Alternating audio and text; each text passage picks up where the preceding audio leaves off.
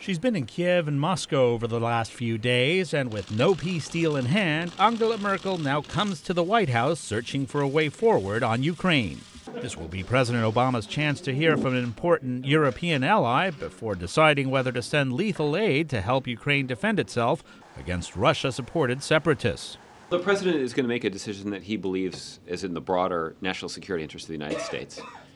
And part of that is understanding what sort of impact the decisions that we make have on our allies. The impact on Germany's trade relations with Russia is a big concern for Mrs. Merkel, and part of the reason she doesn't want to send weapons to the Ukrainians.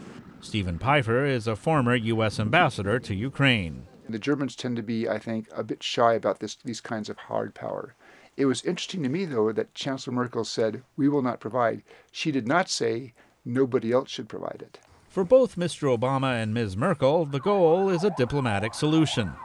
International relations professor Abraham Newman says the differing views on providing lethal aid to Ukraine does not mean the two leaders are divided as they face Russia. This is a way that they can use bargaining leverage to say, look, the United States is going to put pressure on you to increase lethal aid. We don't want that, of course, but how long can we hold off the United States? So for me, this isn't really a schism, but it's a negotiating tactic.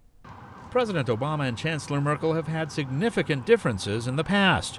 On Ms. Merkel's last visit to Washington, President Obama sought to mend relations following revelations U.S. spies had been listening in on her personal communications. With those troubles behind them, White House officials say it will be a generally low-key meeting, this time focused on refining a common approach to the crisis in Ukraine, as well as trade, counterterrorism, Iran, and other issues. Luis Ramirez, VOA News, at the White House.